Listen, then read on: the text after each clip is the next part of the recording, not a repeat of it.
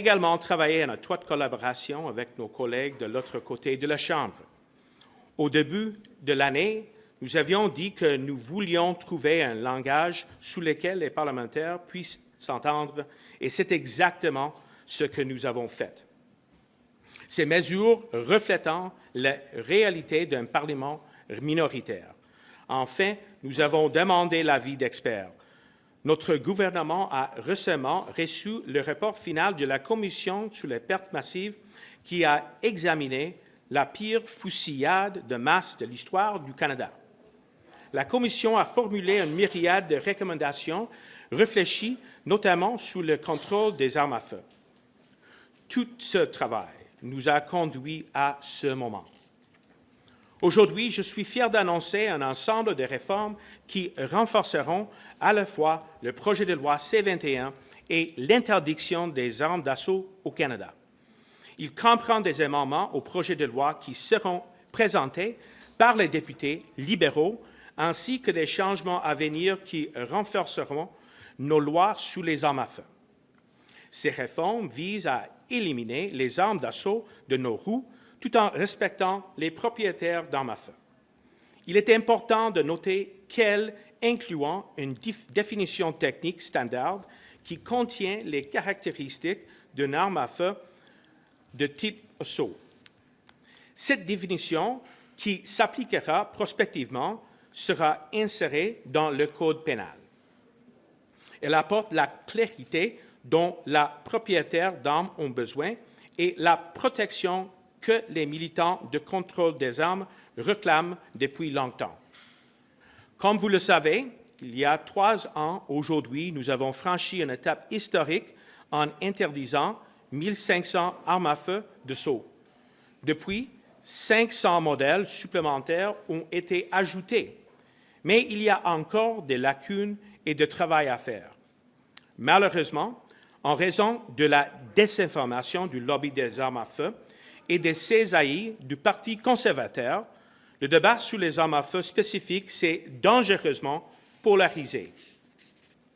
De plus, dans le projet de loi C-21, nous mettons en œuvre une partie de notre législation intérieure qui empêche un gouvernement de déclasser la classification d'une arme à feu par la BS d'un règlement. Il s'agit là d'une autre mesure de sauvegarde importante destinée à protéger les progrès que nous avons réalisés. Le gouvernement a également l'intention de prendre des mesures contre les chargeurs de grande capacité qui ont joué un rôle central dans les fusillades de masse les plus meurtrières.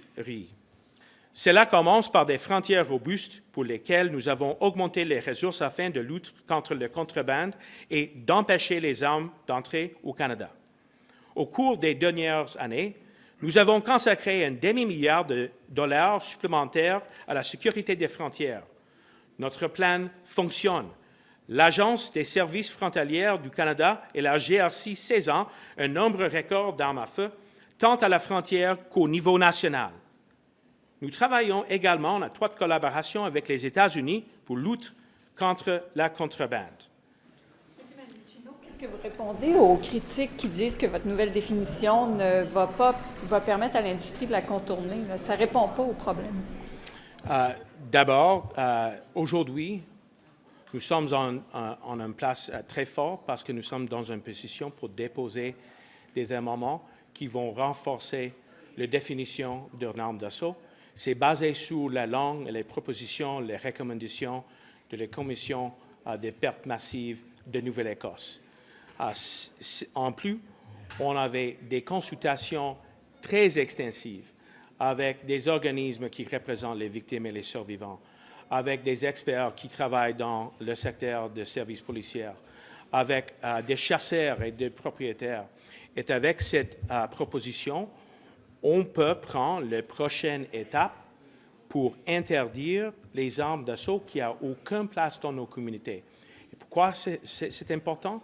Parce qu'il y a plein de tragédies dans l'histoire. Donc maintenant, avec le travail de le comité, avec la collaboration avec des partis le Bloc québécois et l'NPD, je suis confiant et optimiste qu'on peut passer cette proposition pour renforcer les définitions les armes d'assaut. La critique, c'est qu'elle ne sera pas assez forte, votre définition. Elle pourra être contournée par les fabricants. Écoute, la langue de l'amendement est basée sur les recommandations de la Commission de pertes massives. En plus, le gouvernement est prêt de prendre plus d'actions sur, par exemple, des chargeurs de grande capacité, sont prêts avec d'actions sur la création et le réétablissement d'un comité qui vont représenter les diversités des expériences partout au Canada. C'est un comité non partisan, indépendant, pour offrir des conseils comment on peut appliquer la définition d'armes d'assaut à le marché qui existe. Donc, quand vous regardez en total le projet de loi C-21, qui inclut un gel national pour les armes de poing, qui inclut des nouveaux outils pour les services policiers pour attaquer les trafiquants illégaux, qui inclut des protocoles rouges et jaunes pour renforcer les tendances entre les violences intimées et la présence des armes à feu. Quand vous regardez tous les autres, l'ensemble de réformes qui sont présentées aujourd'hui, c'est la plus grande étape sur la lutte contre l'arme à feu dans une génération. Pourquoi ne pas bannir les SKS alors qu'on sait que les dernières, par exemple les policiers qui ont été tués récemment, c'était avec des armes SKS? Mais comme j'avais juste mentionné, c'est tellement important que nous réétablissons le comité de conseil pour offrir de conseils à le gouvernement sur la question qu'on va faire sur le marché à l'heure actuelle. Mais au même temps, on a le projet de loi C-21, on a le technique définition avec le décret de 2020 et on va prendre d'actions concrètes sur les chargeurs de grande capacité.